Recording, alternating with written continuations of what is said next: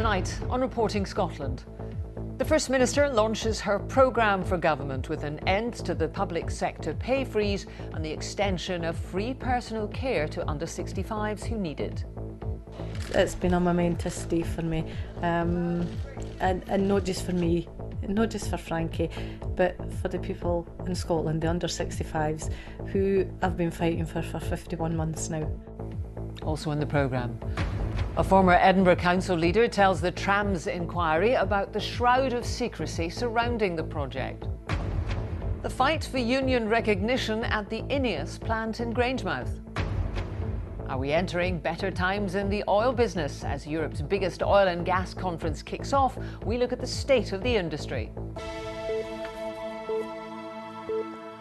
Good evening. Nicola Sturgeon has set out her government's programme for the next year, which she's calling bold and ambitious. The main focus will be on education, where opponents say the SNP's record is woeful.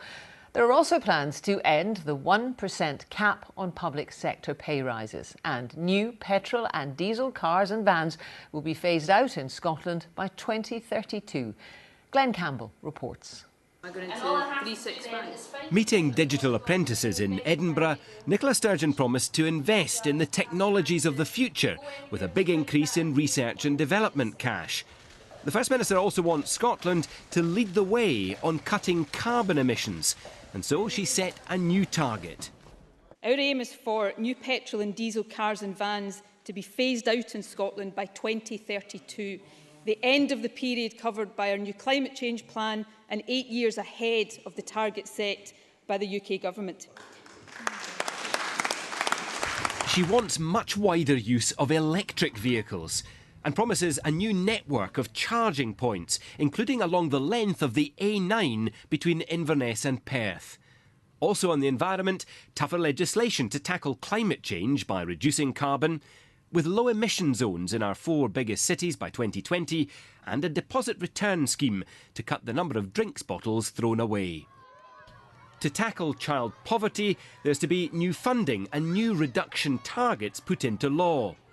In justice, new measures include plans to raise the age of criminal responsibility from 8 to 12, allowing a backbench MSP to ban smacking, and extending the presumption against short jail sentences from 3 months to a full year, a proposal the Conservatives are against. 17% of all offenders done for attempted murder or serious assault received a sentence of less than 12 months.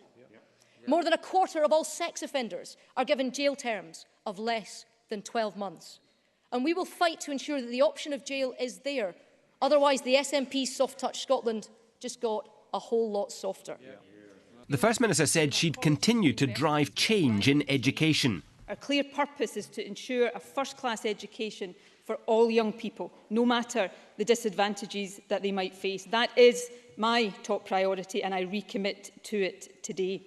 On education, ministers will continue to expand free childcare and give rates relief to day nurseries. School reform legislation will give more power to head teachers, and there'll be a new push to widen university access to more students from poorer backgrounds. Call on Alex Rowley. But Labour said the government's record on education was poor. Over 4,000 fewer teachers than when the SNP came to power. 1,000 fewer support staff than when the SNP came to power.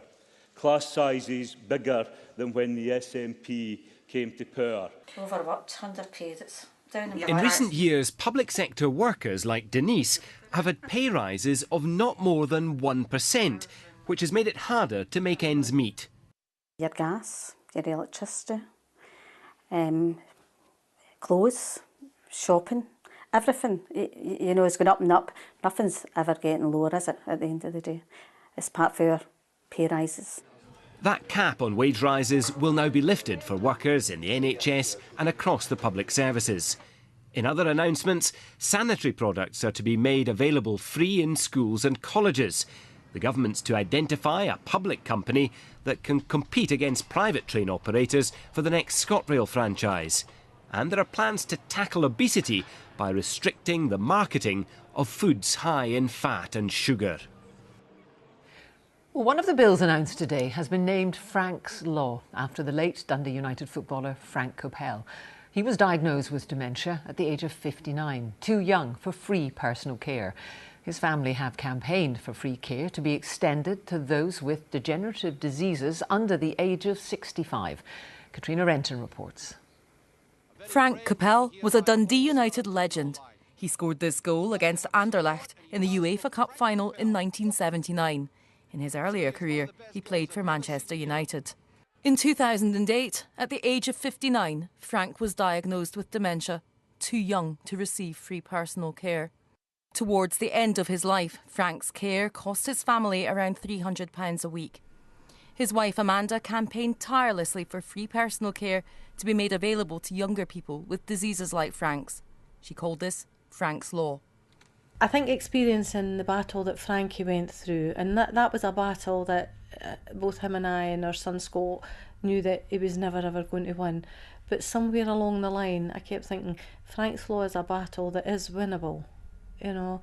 And yes, there was some really rough days. Days that I felt like just giving up and thinking, I can't go on with this. Frank died 19 days after his 65th birthday in 2014. Earlier this year at Holyrood, the Scottish Conservative health spokesperson Miles Briggs launched a members' bill. Today the Scottish Government has said they will introduce Frank's Law, extending free personal care to all those under 65 who need it. Charities say this would not have happened without Amanda Coppell. There are over 3,000 people in Scotland with dementia who are under 65. And that brings with it a variety of other issues that might not affect older people. People who are still of working age, people who have mortgages, family dependents who may rely on them financially. For Amanda, this is a bittersweet moment. The one person that I wanted to share this news with, you know, is not here, but I know I know he will be proud of me. Excuse me. I know he'll be saying to me, you know, you've done it, Hen. You kept your promise to me. Amanda Coppell there talking to Katrina Renton. Well, let's go back now to Holyrood and to Glenn Campbell for an overview of today's announcements. Recently, Glenn, the SNP have been accused by the opposition parties of focusing too much on independence and not enough on the day job. Has this programme for government done enough to address those criticisms? I think Nicola Sturgeon has made a determined effort today to demonstrate that she is focused on what her critics describe as the day job. We've had a blizzard of announcements from the First Minister, including 16 new pieces of legislation that she wants to introduce here at Holyrood over the course of the next year. That doesn't mean that the question of independence has gone away. The SNP remains committed to that as its ultimate goal, and the First Minister confirmed today that you'll look again at the question of independence when the terms of the Brexit deal become clear. But it only got one mention in her speech today.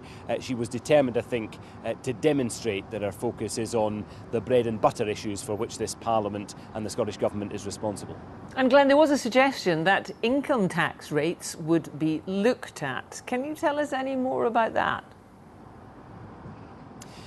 Well, there's quite a lot of future thinking referenced in today's programme for government. So, for instance, there are going to be papers to try and inform the debate about what additional powers might come to Holyrood, or perhaps should come to Holyrood, when the UK leaves the European Union. There's also talk about informing the debate about introducing a basic income guarantee for all citizens, although developing a firm proposal on that seems some way off. And as you say, the government is also looking at publishing papers on income tax, which is now broadly under Holyrood control. The Conservatives don't want Scotland to have income tax rates that are higher than the rest of the UK, and ultimately they would like to see them lower. Other opposition parties favour using these tax powers to raise the rates of income tax and raise revenue as a result. The SNP say that they will, in government, publish detailed papers looking at a range of options to try and inform the debate on that before they propose new tax rates in the budget in the coming months. Glenn, thank you very much for that. It was finished 5 years late, more than double the budget, and delivered only half the original planned network. Well, today, the inquiry into the troubled Edinburgh Trams project heard from its first witness, a former council leader who spoke of her frustration at what she called a shroud of secrecy surrounding some aspects of it. Well, let's find out some more now. Lisa Summers is in the capital this evening. Lisa. Jackie, with all the trials and tribulations of the trams debacle, you may have forgotten that at one point councillors decided that there wasn't enough money to run the line along Princess Street, and so for a while it was going to stop here at Haymarket. Well, that was one decision that was overturned, and the decision-making process is going to be one of the areas that the trams inquiry team are key to get to the bottom of as they begin to question their first witnesses. As the trams glide quietly through the city centre, no signs of their troubled beginnings. But around the corner from the end of the line, the scrutiny is ongoing. The public inquiry into the trams began 3 years ago. We've made good progress in the investigation, and today we are commencing the public hearing. It's Lord Hardy's job to find out why the flawed project delivered half the line for more than double the cost, 5 years behind schedule.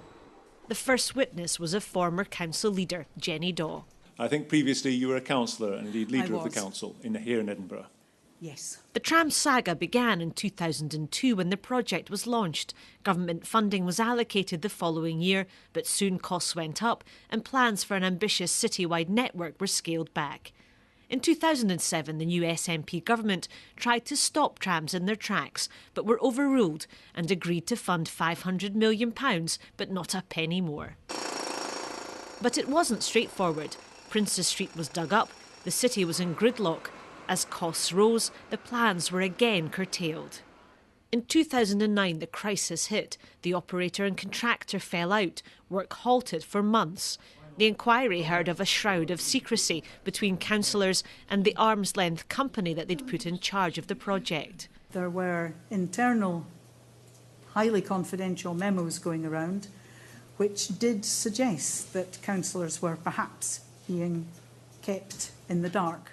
Nevertheless, the former leader says it didn't impede decision-making at the time. By 2010, the council had to admit the route would be much shorter than planned. And finally, in 2014, the first trams arrived. Now they're a familiar part of the city's landscape.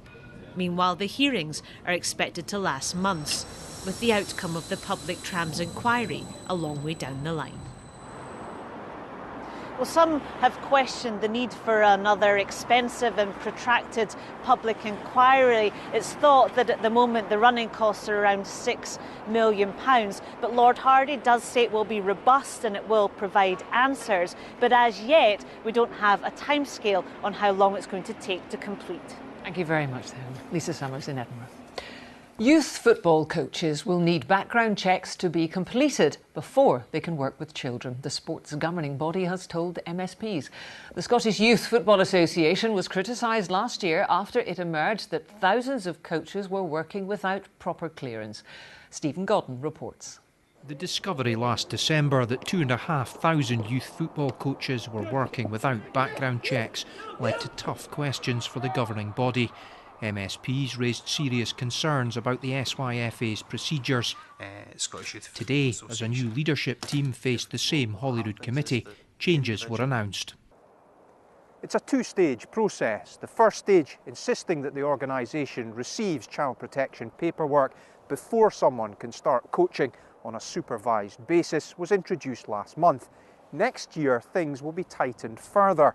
Full background checks carried out by Disclosure Scotland will need to be completed and signed off before an individual can start working with children. We would have liked to have done it right away, but we need to have the infrastructure and everything in place to make it work. An IT failure, MSPs were told, was behind a discrepancy revealed by the BBC that left the SYFA unable to account for almost 50 coaches who'd been flagged as potentially unsuitable by Disclosure Scotland. They'd taken action with the individuals at the point they were notified, but they couldn't produce the historical data to back that up.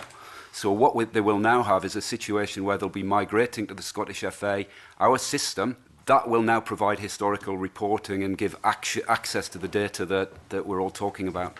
It's an example of closer cooperation, say the SFA, Scottish football's overall governing body, who the committee previously accused of being asleep on the job.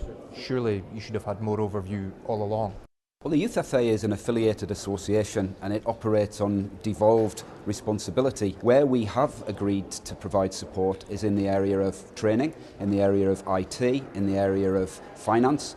The backlog of checks now cleared. On that issue, the committee say they're encouraged by the changes designed to keep young footballers safe.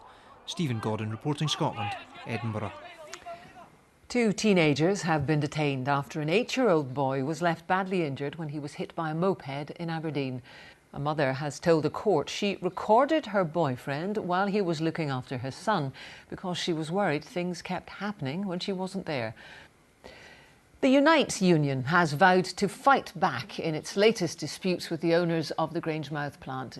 INEOS has said it won't allow Unite to speak for workers in talks on pay and conditions. But Unite says it has enough support to force INEOS to back down. Well, our business correspondent David Henderson is there to tell us more. David. Well, Jackie, there's no love lost between the two sides in this dispute. They're like a couple of prize fighters squaring up to each other yet again. In the blue corner, you have INEOS, this huge multinational company which owns and operates the Grangemouth plant. In the red corner, you have Unite, the union which represents hundreds of workers here. And of course, this is not the first time that the two sides have come to blows. You may recall that 4 years ago, workers went out on strike and that dispute escalated to such an extent that INEOS eventually announced that they were willing to close the plant completely with the loss of hundreds of jobs. The two sides were eventually able to patch up their differences, but the damage was done. This year, another dispute, this time over collective bargaining. INEOS saying that they are not willing to recognise the Unite union when it comes to collective bargaining. Talks, that is, on things like pay and pensions, on terms and conditions, all the sort of normal things that unions and management talk about. Unite say that's completely unacceptable and they intend to fight back. Well, the history of the union on the plant is A1. It's a fantastic history. We've represented members individually and we've represented members collectively. And indeed, it's been good for the company. We've assisted the company in respect of gaining grants for the site. So yes, absolutely. The members want Unite on site. They want Unite to collectively represent them, and that will be happening. So, David, who gets the final say over whether there is a union at Grangemouth? Well, the union now plans to take its dispute through official channels. It plans to take its case to the Central Arbitration Council, an independent body who it is likely will ask workers to take part in a secret ballot to say whether they want Unite to continue to represent them. If the answer is yes, the council will say to INEOS, you must speak to the union. You must continue to engage with them, whether or not you like them anymore. Thank you very much, David. The UK government has been accused of being inflexible in its Brexit negotiations and putting Scottish jobs at risk. The charge has come in the Commons from the SNP's Europe spokesman Peter Grant, as MPs were briefed on the progress of the talks. The Brexit Secretary, David Davis, described them as tough, complicated and confrontational, and said that at the moment there was no meeting of minds between the UK and the EU on the so-called Brexit divorce bill. Well, when challenged, Mr Davis said he'd briefed the Scottish Government's Brexit Minister, Mike Russell, on the latest developments yesterday. Now, it's Europe's biggest oil and gas conference and it's held in Aberdeen every 2 years. But the landscape in the offshore sector has changed significantly since the last time Offshore Europe was staged. Tens of thousands of jobs have been lost and the oil price has remained low. So, on the opening day of the conference, our energy correspondent Kevin Keane has been assessing where the industry is now. September 2015 and hundreds attend a jobs fair at Aberdeen's Beach Ballroom. It was a first for the city and a sign of the scale of the downturn well underway. There's nothing about when I was working, I'd be getting 2 or 3 calls a week Among them was Angus Wright, who'd lost his job at Maersk. He spent 6 months looking for work before finally striking lucky. I was going for administration level jobs just to get something, and there's ex-senior engineers going in for them, so there's people higher level than me trying to get jobs. So you really feel like you don't have much of a chance against everyone else, especially when it's a city this big and it's the industry's that part of it, that bigger part of it. And it's not just workers who are finding it a struggle opening doors. So this is the new skid that we're working on. How are we getting on with it? We're looking for this to be installed within the next couple of days. Great. Anne Johnson's firm, Blaze Manufacturing, boomed and then almost bust. She kept on her 30-strong workforce, but it almost sent her under. I had to sell my car to pay my oil bill at home. That was so March was a really cruddy month. And you know what your cash is. You can't take any money out of your company. If your company's got no money, you can't take any money out of that company. The reality is that tens of thousands of jobs have been lost since this event was last staged. The talk now is about reshaping the industry for the future.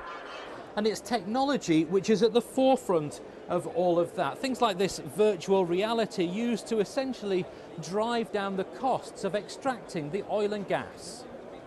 Big hitters like the global head of Shell lined up to state their commitment to the North Sea, but with an even greater focus on decommissioning.